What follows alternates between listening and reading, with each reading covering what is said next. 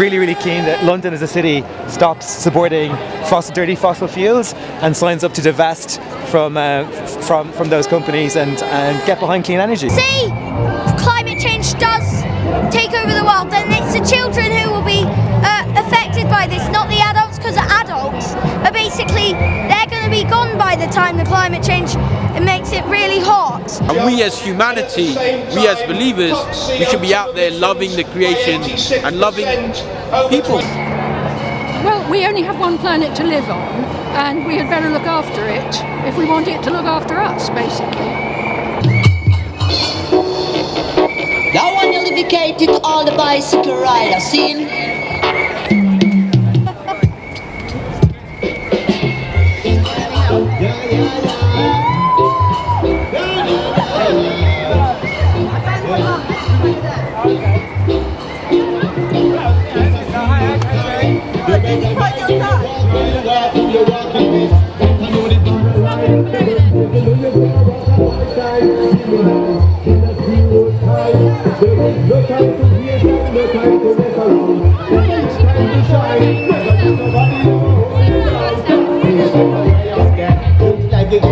Every day out there, less jobs and less work and less pay out there. Still the price ain't gone up, same way out there. We don't see no blue sky and be a pray out there, cause you can't.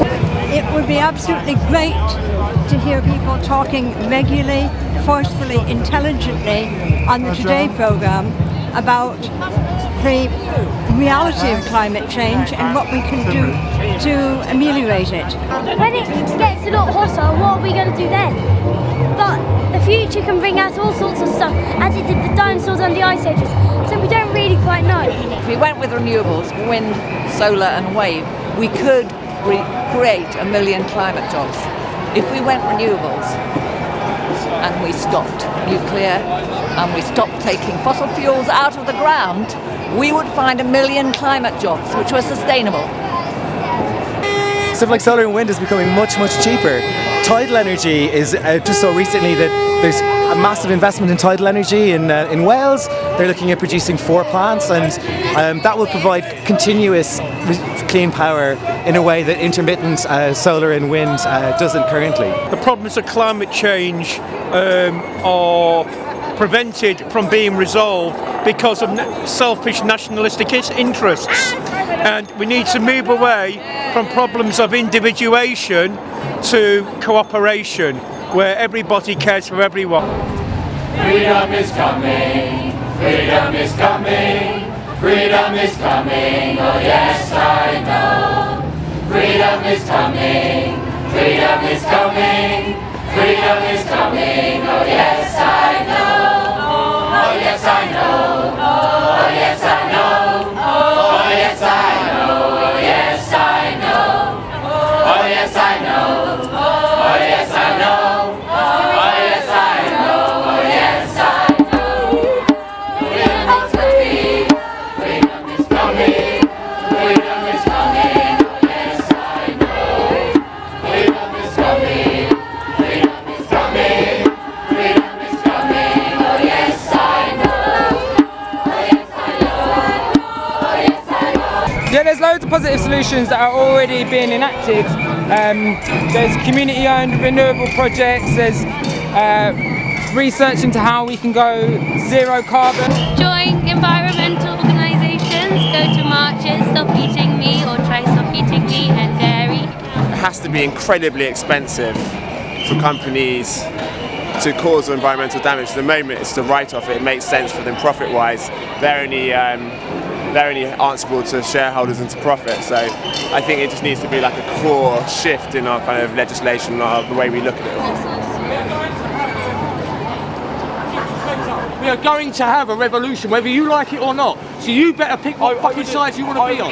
Because justice, we will see justice, right?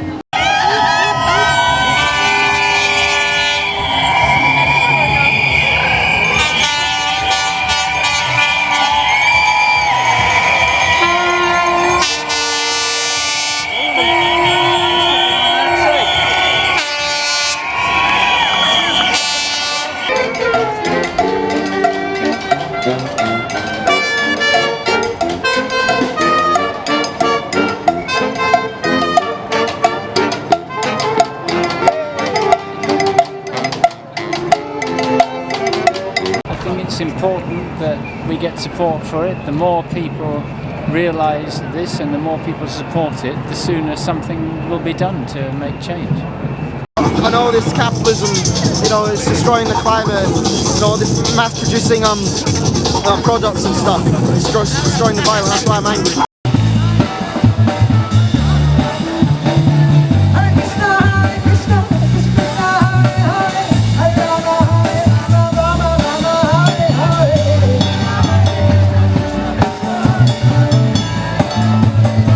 I'm a police liaison officer, and despite what some of you may think, we in the Blue Bibs, we are your friend. We are your friends. Now, some people have been saying that the police liaison officers are actually fronts for forward intelligence officers. I can tell you that this is just a vicious rumour. We are nothing to do with intelligence. Us and intelligence are two very separate things.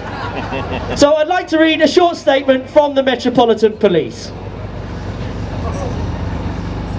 We have not been trained to learn your names.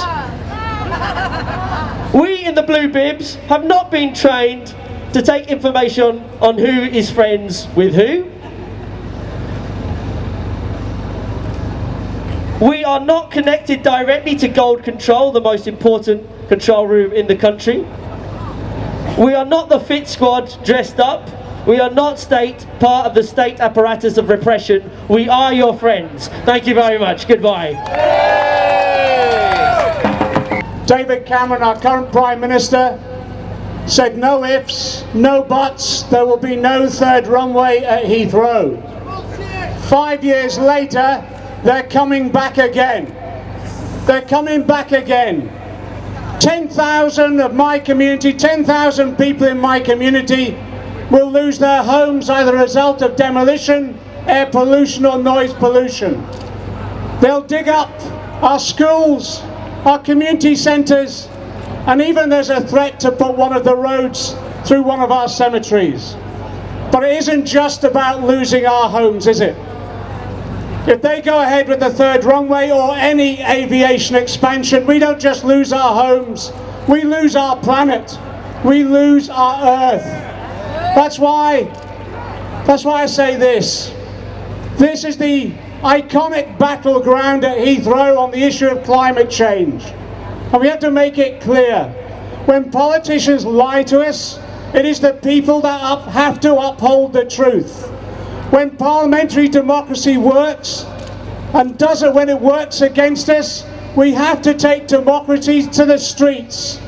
So I invite you all, if they come for our community at Heathrow or anywhere else with aviation expansion, I invite you all to come to my community, because we're not just going to occupy a building, we're going to occupy a whole community to prevent them digging up our homes and threatening our planets. Fracking. They're going to frack Lincolnshire, and we really, really don't want that. What does that involve? Poisoning the earth, poisoning the land, industrialising the countryside. We really don't want that to happen. What's happened in Balcombe, the south of England, they tried to frack there and they stopped it in Balcombe. And instead of just stopping fracking, they've actually created a solution themselves, which is about community-owned energy and it's renewable energy. So fracking's not going to keep the lights on or anything like that. It's a very short-term, dangerous way to get energy which is not going to last very long. So we have to be looking to get ourselves off of fossil fuels full stop, and that's happening around the world. So that's the solution to it. Our cooperatives, they've set up in Balcombe, I think a year after the protests finished. They've actually put, now they've put their panels on the roofs, and they're going to get the first power coming, and it's the whole village have been invited to buy into it, and so as it's a cooperative they can get shares from it as well as energy. So it's really good. Bankers, not migrants, created corporate chaos. And we have idiots like Nigel Farage blaming an imaginary flood of migrants that never existed, when simultaneously there was a real flood of rising water that was destroying the countryside here. He cannot be trusted on the environment, and he cannot be trusted on migration.